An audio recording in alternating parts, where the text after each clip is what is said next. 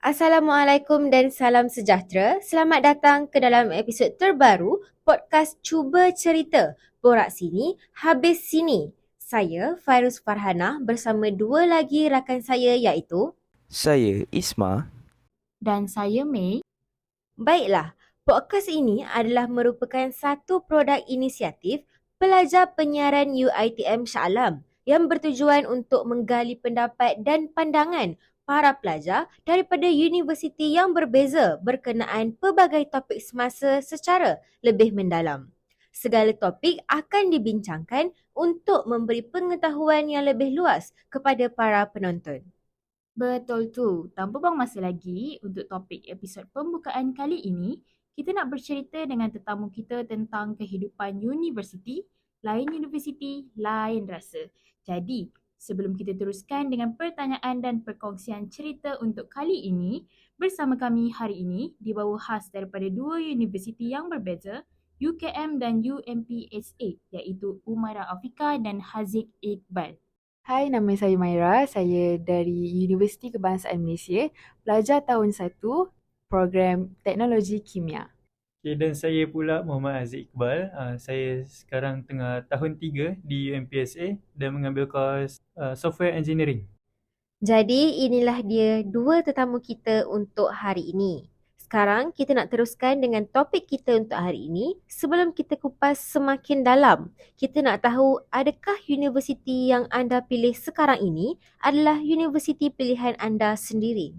Okey, sebenarnya UMPSA ni bukanlah pilihan yang pertama. Yang pertama sebenarnya UPM. Tetapi even bukan pilihan pertama, saya still happy dengan pilihan saya ni sebab masuk UMPSA ni lagi banyak benda yang kita boleh belajar sebenarnya sebab UMPSA ni dia adalah uni engineering. Kalau saya pula, UKM ni memang merupakan pilihan pertama saya sebab dari dulu lagi memang target nak UKM sebab UKM pun orang tahu orang macam wow macam tu kan. So memang Alhamdulillah dapat juga UKM ni. Okey korang, boleh tak korang kongsi sedikit lah mengenai kehidupan korang so far dekat sana? Kehidupan dekat sana sebab ni first time saya datang dekat Pekan, so something tempat baru untuk saya sendiri. So dia macam kita expect Pekan ni yang tempat kita boleh jimat duit, tempat yang kita boleh enjoy semua benda. Tapi sebenarnya tak juga. Dia punya spending dekat sana pun sama je, makan minum, untuk transportation. Jadi apa perubahan yang besar yang dirasai mengenai perbelanjaan tu dari segi apa? Dari segi sebab saya kan dah tahun 3 kan. Tahun 3 ni dia kena duduk luar universiti. So duduk luar universiti ni kena bayar rumah sewa apa semua. So macam duduk rumah sewa ikutlah kan dekat ke jauh ke dengan universiti. So dekat perbelanjaan dekat situ dah tambah duit rumah sewa, duit bil api, minyak semua dan makan minum tu lah. Kalau Umairah pula? Okay, kalau macam saya pula kan, kehidupan saya dekat UKM ni, dia macam dari segi kewangan tu, saya dapat rasa lah macam sakit sikit sebab macam dulu saya diploma dekat Arau, dia macam banyak benda yang murah dari segi makanan. Tapi dekat Bangi ni macam janganlah nak expect benda-benda tu murah sebab memang akan mahal. And then macam dari segi kawan-kawan pula, Alhamdulillah kawan-kawan semua yang best, dapat sama vibe semua. So boleh cakap kehidupan dekat UKM ni best juga lah. Banyak aktiviti hujung minggu. So far apa aktiviti yang Mara sendiri dah buat? So far macam aktiviti yang saya dah buat, contoh saya pergi neon run dengan kawan-kawan, pergi hiking dekat Bukit Broga dengan classmate, and baru-baru ni saya pergi konsert Malam Galau dekat UKM tu sendiri, anjuran diorang. Oh okay, itu dia. So jom kita pergi dekat aspek akademik pula. Apakah kursus yang ditawarkan di universiti anda dan boleh tak kongsikan sedikitlah pengalaman anda dalam kursus tersebut? Okey, kalau saya cerita pasal kursus saya sendiri, saya kursus Computer Science tapi dia ada banyak cabang juga. Kalau saya punya adalah Software Engineering Tapi untuk saya ceritakan pasal jurusan saya ni, dia quite best lah sebab dia jurusan IT kan. So sekarang pula kita macam banyak eksploitasi untuk bahagian IT ni. So dia jadi lagi best lah untuk kita belajar dan rewarding juga untuk future kita nanti sebab kita tahu IT ni banyak orang nak, banyak peluang pekerjaan, so lagi demand tinggi. So kalau kita nak cerita pula pasal kursus yang ditawarkan, so kalau UMP ni dia ada banyak juga kursus dia sebenarnya. Ada kursus untuk dual degree, engineering technology, applied science, computer, management, lepas tu last sekali teknologi. Tapi kalau dengan cerita ni, macam banyak mengenai teknologi sahaja dekat UMP ni. Ada macam apa-apa yang dispesifikasikan ke dekat UMP ni? Kalau UMP ni kan, sebab dia punya motto dia sendiri adalah engineering, teknologi dan creativity. So kita dah tahulah UMP ni sebenarnya dia fokus dekat mana. So dia fokus dekat subjek-subjek engineering, subjek-subjek teknologi dan creativity tu dia datang dari subjek tu sendiri. Sebab melalui engineering kita dapat tahu macam mana orang nak inovasi benda baru, teknologi pun orang boleh inovasi benda baru. Okay, kalau dekat UKM pula, UKM ni actually dia ada 3 cawangan, iaitu yang pertama cawangan besar dia dekat Bangi, yang kedua cawangan dekat Kuala Lumpur dan juga cawangan dekat Ceras. Kalau dekat Kuala Lumpur dan Ceras ni dia lebih kepada cawangan kesihatan, iaitu macam medical ataupun nursing dan sebagainya lah. Dan kalau dekat Bangi ni pula dia macam lebih banyak pilihan dia, contoh macam kejuruteraan awam, Masscom, sains dan teknologi dan sebagainya. Macam kalau saya sendiri, saya teknologi kimia. So teknologi kimia ni pun dia macam tak banyak student dekat situ sebab student banyak yang daripada fakulti sains sosial, contoh macam bahasa dan juga Masscom dan sebagainya lah. Tapi UKM ni mungkin sebab dia kebangsaan Malaysia kan, so dia macam banyak lagi pilihan dan tak berjurus kepada satu sahaja. Banyak juga jurusan yang ditawarkan di dalam universiti anda masing-masing dan agak berat juga jurusan tu untuk kita bawa sebenarnya. Jadi untuk Haziq yang dah tahun ketiga di UMPSA dan Umairah pula tahun pertama, mungkin ada cabaran yang tidak boleh dilupakan sepanjang berada di universiti. Saya dah tahun ketiga. So tahun pertama sebenarnya saya tak berada dekat UMPSA lagi. Saya masih online. So kalau cabaran belajar online ni kita sendiri pun tahu, cabaran dengan diri sendiri. So nak bangun pagi apa semua. Communication barrier antara kita dan student lain, dia depend dengan macam mana kita nak communicate dengan student tu.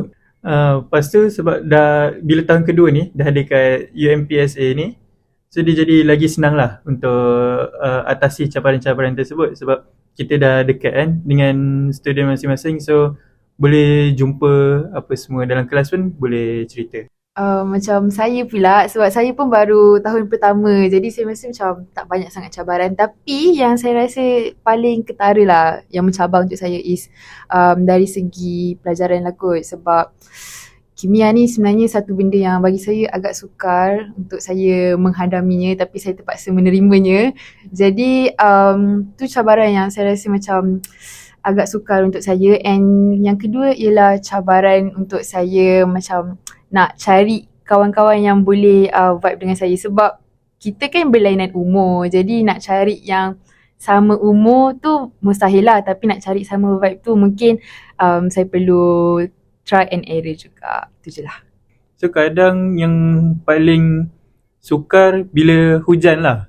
Hujan ni sebab sendiri kita bawa motor je dekat sana, so tak ada kenderaan lain macam kereta ke yang member boleh tumpangkan ke. So tu menjadi satu masalah juga. Kalau nak pergi kelas ke, dia akan still depend dengan tengok cuaca juga. Macam Umairah mungkin ada apa-apa penambahan untuk pengangkutan di UKM, sebab macam kita orang kalau dekat Shah Alam ni yang duduk campus, duduk college jauh-jauh, mungkin memang bas UiTM lah yang kita orang disediakan.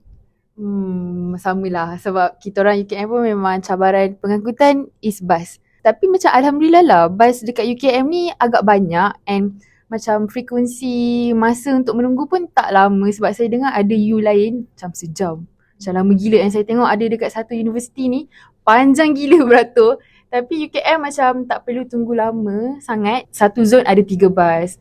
Jadi saya rasa macam cabaran dari segi pengangkutan tu tak sangat kot.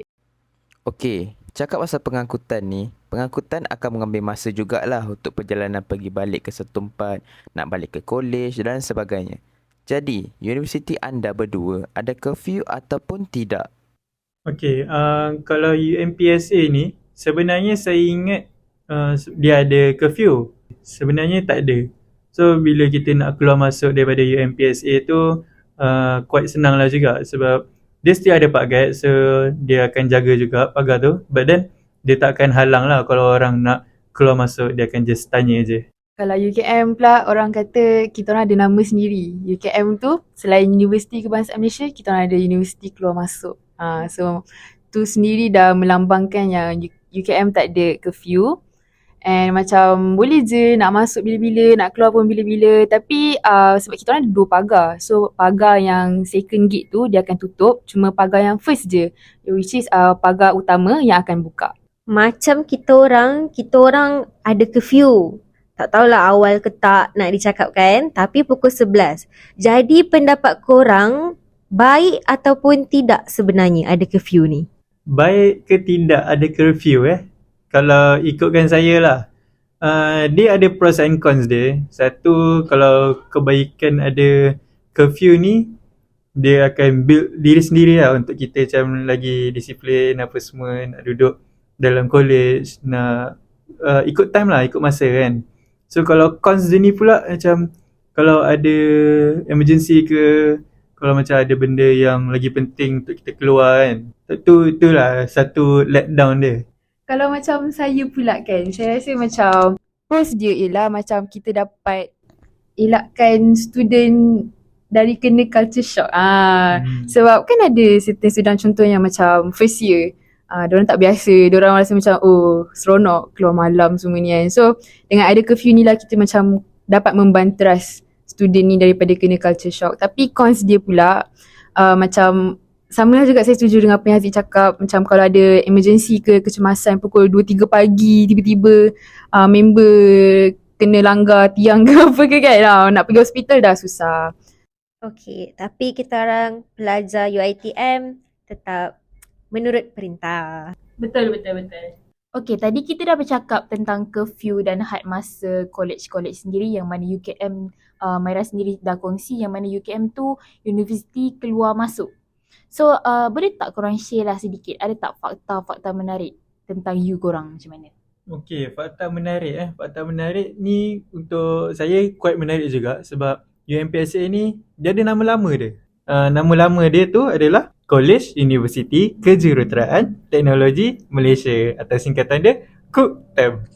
Okey, satu lagi fakta menarik pasal UMPSA ni, since dia ada jurusan dual degree ni dia ada collaboration dengan universiti dekat Jerman. Nama universiti tu Hochschule University atau singkatan dia HKA lah. Maybe salah sebut tapi itu je lah. Tapi susah sangat tu untuk sebut. Ya. Kita kena check balik lah sebutan tu betul ke tak. Okay, kalau macam UKM pula, saya rasa macam ramai je tahu kot pasal benda ni. Which is kalau masa hari orientasi untuk student first year, kita ada nama dia Perang Dekta. So Perang Dekta ni dia macam aktiviti terakhir waktu hari terakhir orientasi, di mana waktu Perang Dekta ni dia macam perang sorakan college sesama college. Contoh macam kita ada 12 college. So 12 college ni akan duduk dalam satu dewan ni, which is nama dia Dekta, Dewan Chancellor Tunku Abdul Rahman dekat UKM. And then kita orang akan habis je malam kebudayaan tu, kita orang akan kumpul ramai-ramai, kita orang akan macam mulakan sorakan tu lah. So siapa yang macam paling, college mana yang paling last berada dekat dewan tu, diorang akan menang. Oh, best juga UKM ada perang dekta macam tu kan. Sebab kalau kat UMPSA ni kita sebenarnya tak tahulah kan sebab first year tak masuk UMP. Okay, tak apa Haziq. Bukan awak seorang je yang macam tu sebab kami bertiga pun datangnya daripada MDS online yang mana dekat situ kita orang hanya perlu hadap laptop dan tiada interaction lah. Macam tu. Tak apa, tak apa. Tapi hadiah menang dorang pun menarik jugalah. Apa dia ada hukuman ke, dia ada hadiah ke macam mana? Dia macam dia hadiah bagi orang-orang atasan UKM ni, tapi mungkin hukuman kot bagi student tu sendiri, bagi dorang macam surprise. Siapa yang menang perang dikta tu dorang kena kemas dewan tu sendiri. Memang susun kursi-kursi tu dorang lah yang kena susun semua tu. So saya rasa macam tak tahulah tu hadiah ke hukuman ke macam mana. Masing-masing kena fikir sendirilah tu, sendiri punya pendapat. Kalau macam Isma sendirilah, Isma nampak benda tu satu kebaikan lah. So Isma tak rasa tu satu hukuman. Okey, seterusnya Isma nak tanyalah, Umairah dan Haziq pernah dengar tentang PBSM, pulang balik setiap minggu. Jadi, adakah Umairah dan Haziq salah seorang daripada persatuan ini juga untuk kolej korang sendiri? Okay, saya dengan bangganya nak clarify yang saya bukanlah ahli kelab PBSM. Sebab kos nak balik setiap minggu tu makan duit juga. So nanti daripada saya balik setiap minggu, so saya duduk je lah dekat pekan tu. Best juga kat sana. Oh, kalau macam saya pula, saya dengan bangganya saya nak cakap saya memang ahli persatuan balik setiap minggu ni. Sebab memang setiap minggu saya balik. Dia macam bukan setiap minggu pun lah. Kadang-kadang kalau macam kelas saya habis hari Khamis petang tu, malam tu saya dah ada kat rumah dah. Sebab pernah tau hari tu saya macam tak tahulah kenapa saya rasa macam homesick. Hari tu saya dengan roommate saya, kita orang basuh baju pukul 3 pagi. And pukul 3 pagi tu sambil basuh baju, pera-pera baju kita orang nangis. And then kita orang macam pandang muka masing-masing cakap, kau kenapa? Aku rindu rumah, aku rindu rumah. So macam esoknya kita orang terus balik. So tak boleh lah, memang kena jadi ahli persatuan balik setiap minggu juga. Oh, itu guest kita. Macam mana saya dengar antara kita bertiga ni pun ada ahli yang dengan bangganya juga. So macam mana? Saya lepas daripada podcast ni saya balik. Sebab saya berbangga untuk menjadi ahli PBSM UiTM. Awak cakap awak nak balik kan lepas podcast ni? Boleh saya tahu tak awak duduk mana sebenarnya? Oh, tetamu yang tanya kita hari ni Saya duduk KL. Saya rasa kita selalu kan Jom balik, jom. Okay, so saya dah ada orang yang sekali lah untuk balik bersama-sama lepas ni. Saya balik di haluan yang berbeza pula ya. Okay, tak apa. Janji ahli PBSM tu tetap ada. Baik, sebelum kita semua balik, okay, kita ada satu lagi soalan. Untuk akhir rancangan ni, kita nak minta Maira dan Haziq mungkin boleh kongsikan harapan anda berdua untuk pelajar-pelajar di luar sana ataupun mereka mungkin yang sedang memikirkan untuk memasuki universiti korang. Ya, harapan saya untuk bakal-bakal student UMPSA, saya harap korang tak fikir banyak kali lah untuk masuk UMPSA ni sebab environment kat situ pun best juga and banyak tasik sebenarnya kat UMPSA ni untuk korang jalan-jalan apa semua, dan kalau diikutkan pasal akademik pula best belajar kat UMPSA ni. Jomlah, join lah masuk UMPSA. Kalau untuk saya pula, harapan saya kepada bakal student yang nak masuk UKM tu, jangan segan silu, jangan ragu-ragu, masuk je UKM tu. And once korang dah masuk UKM, jangan lupa untuk join semua aktiviti yang mana korang termampu lah. Sebab aktiviti dekat UKM ni memang best gila. Memang setiap minggu akan ada aktiviti-aktiviti yang korang rasa memang kalau tak jadi ahli PBSM pun tak apa kot. Janganlah fikir banyak kali kalau nak masuk UKM tu.